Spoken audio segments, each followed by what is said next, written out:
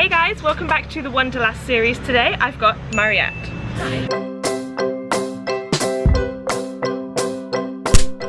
Me and my boyfriend are digital nomads now. Okay.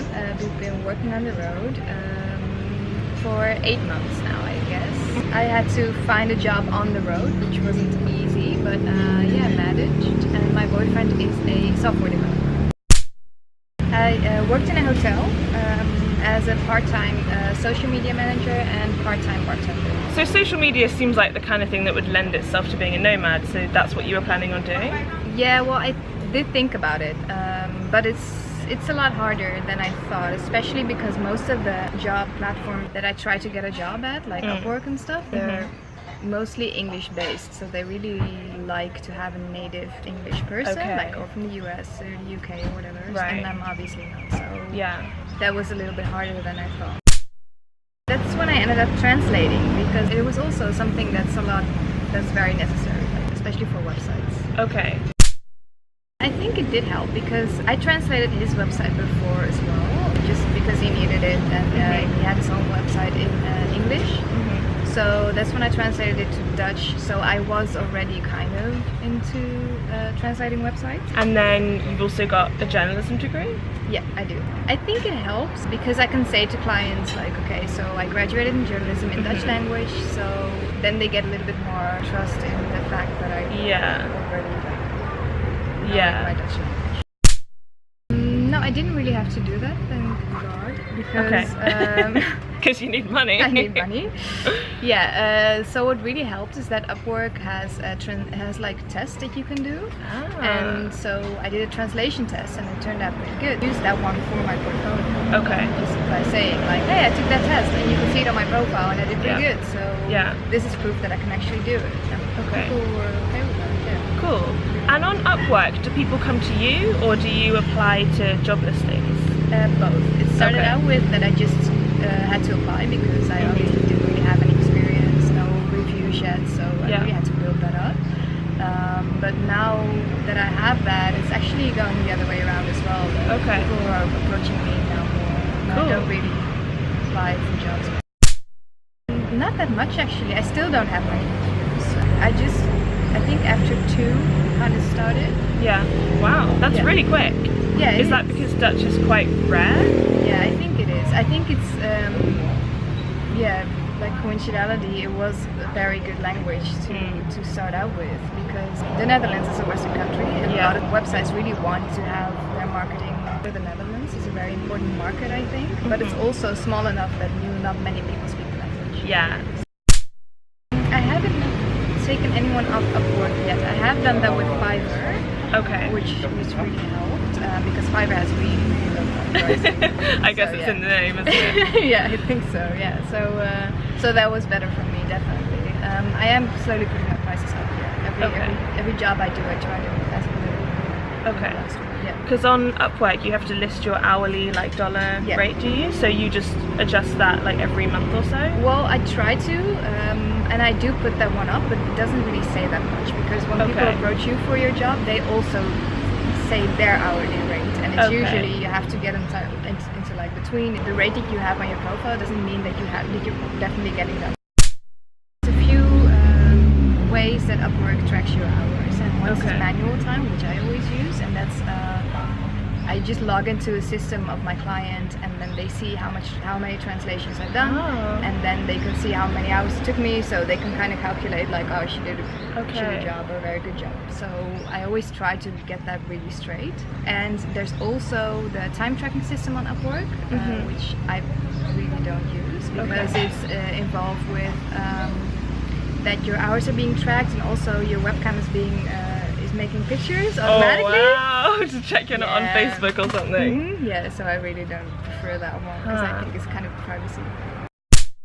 Now it's mostly Upwork. Okay. Yeah, almost like 80%. Yeah, and is that by choice because Fiverr is not as good, or there's just more customers on Upwork? Also, and it's more serious on Upwork. Fiverr, they're mostly just wrote a story, so it's not really official companies. Right. So there's less work, and it's also like less stable. At don't know. Social media was never really my thing, so I'm not sure if I'll get back to that one. I do miss blogging and writing. Okay. So I'm trying to get some copywriting on Upwork as well. Yeah. Yeah, just trying to mix it up. Well, as far as like working and traveling, it's only been Thailand. Okay. But yeah, I've traveled a lot before. India, I love India. Would you live there? No. Me neither. No. That's the I thing, love like, it, I love going there. Yeah. But that's about it. Yeah. I love going back as well. Yeah, and I loved Indonesia as well. And it's all like, I think Thailand is just the perfect place to actually work and just live, and it's so comfortable. We started out in Koh Lanta, then we went to Chiang Mai, and then Koh Phangan, and now back here. Cool. And next? Next is Koh Phangan again. Yeah. And after that we're going to South Africa. So cool. That's going to be That's a curveball. It's not like a big nomad destination, but... No, I know. So it's going to be exciting because we've been like, just trying to stay comfortable and loving this country so much, and it's been great. Like obviously, but I think it's good that we're mixing things up again. I thought that you would be less social because you're a couple and less approachable, but actually in the Digital Nomad community and on the co-working spaces, it's really not that much of a difference. Like a lot of couples are here, and it's still very open.